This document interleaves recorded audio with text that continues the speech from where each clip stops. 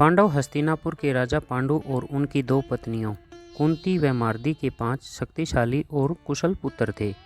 महाभारत में युधिष्ठिर, भीम, अर्जुन, नकुल और सहदेव ये 5 पांडव सबसे अधिक सराहना के पात्र रहे हैं। इनके जन्म की कहानी न सिर्फ दिलचस्प है बल्कि हैरान कर देने वाली भी है। एक बार राजा पांडु अपनी पत्नियों के साथ शिकार के लिए जंगल में गए। राजा पांडु को वहां एक हिरण का जोड़ा दिखाई दिया जो एक दूसरे से बेहद प्यार करता था।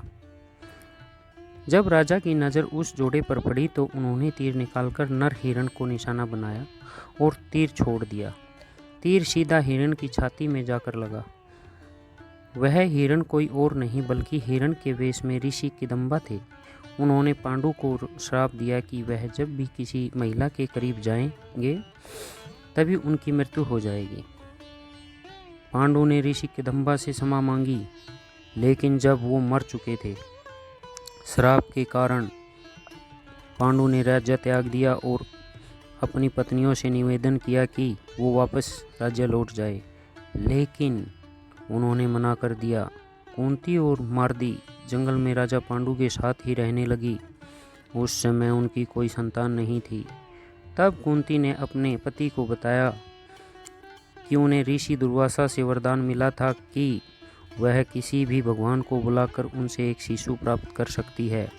दुर्वासा द्वारा कुंती को दिए गए मंत्रों के उपयोग के माध्यम से उसने यम यानी धर्म के देवता का आह्वान किया, जिससे उन्होंने युधिष्ठिर को जन्म दिया। उसने फिर पवन देव से भीम, इंद्रदेव से अर्जुन के रूप में एक और पुत्र प्राप्त किया। इस प्रकार उसने 3 पुत्र हो गए, लेकिन मार्दी के एक भी पुत्र नहीं था। तब कुंती ने मार्दी को भी मंत्र विद्या सिखाई। मंत्रों की मदद से मार्दी ने अश्विनी कुमारों को बुलाया, जिन्होंने उसे नकुल और सहदेव पुत्र के रूप में दिए। इस प्रकार 5 पांडवों का जन्म हुआ। देवताओं से प्राप्त सभी पांडवों को देवताओं की तरह ही दिव्य गुण प्राप्त हुए थे। Motivational platform मनीत। थैंक्स।